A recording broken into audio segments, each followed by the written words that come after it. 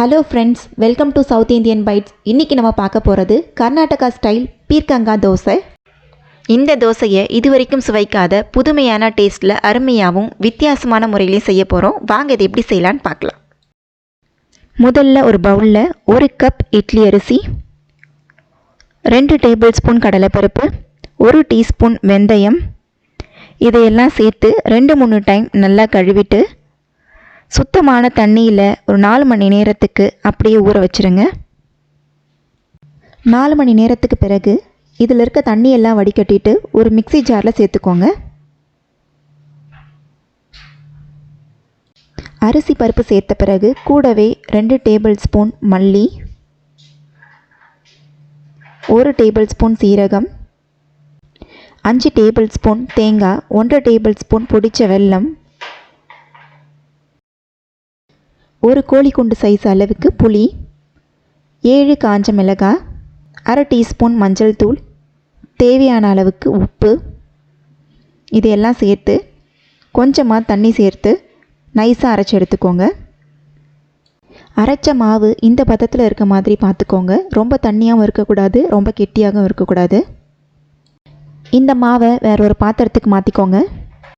அடுத்ததாக ஒரு பீர்க்கங்காயை தோல் செத்திட்டு இது போல் ரவுண்டாக மெலிசாக கட் பண்ணிக்கோங்க. திக்காக கட் பண்ணிங்கன்னா இது வேக டைம் எடுத்துக்கும், அதனால் இந்த அளவுக்கு மெலிசாக கட் பண்ணிக்கோங்க. அடுத்ததாக நம்ம தோசை ஊற்றி எடுத்துக்க போகிறோம். அதுக்கு ஒரு தோசைக்கல்லை வச்சு தோசைக்கல் சூடானதும் நம்ம அரைச்சி வச்சுருக்க மாவில் ஒரு பீர்க்கங்காய் துண்டை எடுத்து நல்லா முக்கி எடுத்து தோசைக்கல்லில் வச்சுருங்க. இது போலயே ஒவ்வொரு துண்டுகளாக அந்த மாவில் முக்கி எடுத்து வீடியோவில் காட்டுற போலயே வச்சுட்டு வாங்க. தோசை உங்களுக்கு எந்த அளவுக்கு பெருசாக வேணுமோ அந்த அளவுக்கு பீர்க்கங்காவை ரவுண்டாக அடுக்கி வச்சுக்கோங்க. நடுவில் உள்ள இந்த கேப்பெல்லாம் கொஞ்சமாக விரலாலேயே மாவு எடுத்து ஃபில் பண்ணிக்கோங்க. அடுத்ததாக 1 டீஸ்பூன் எண்ணெய் விட்டுட்டு இதை 2 நிமிஷத்துக்கு மிதமான தீயில வச்சு வேக விடுங்க.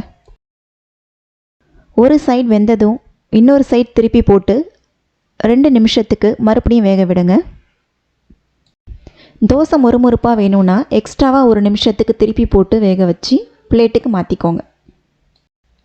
மீதி இருக்க மாவையும் இதே மாதிரி தோசை ஊற்றி எடுத்துக்கோங்க. இன்றைக்கி நான் பீர்க்கங்காயை வச்சு தோசை ஊற்றியிருக்கேன். இது போலவே வாழைக்காய், கத்திரிக்காய், கேரட்னு உங்களுக்கு பிடிச்ச காய்கறியை எது வேணால் வச்சு நீங்கள் தோசை செய்யலாம். காய்கறி எதுவும் சேர்க்காம வெறும் வெங்காயம் மட்டும் சேர்த்து அடை மாதிரி கூட ஊற்றி எடுத்துக்கலாம் நீங்கள். அவ்வளோதாங்க, நம்மளோட அருமையான கர்நாடகா ஸ்டைல் பீர்க்கங்காய் தோசை ரெடி ஆயிடுச்சு. இதுக்கு நீங்கள் காரசாரமான வெங்காய சட்னி, தக்காளி சட்னி, தேங்காய் சட்னி கூட வச்சு பரிமாறினீங்கன்னா சூப்பராக இருக்கும். நீங்களும் இந்த ரெசிபியை செஞ்சு பார்த்துட்டு எப்படி இருக்குன்னு கமெண்ட்டில் சொல்லுங்கள். வீடியோ பிடிச்சிருந்தாலும் கமெண்ட் பண்ணுங்கள், லைக் பண்ணுங்கள், ஷேர் பண்ணுங்கள். இன்னுமே நம்ம சவுத் இந்தியன் பைட்ஸ் சேனலை சப்ஸ்கிரைப் பண்ணாதவங்க சப்ஸ்கிரைப் பண்ணிக்கோங்க. கூடவே பக்கத்தில் இருக்க பெல் ஐக்கான் அழுத்தி ஆல் ஆப்ஷனையும் கிளிக் பண்ணி வச்சுக்கோங்க. நன்றி.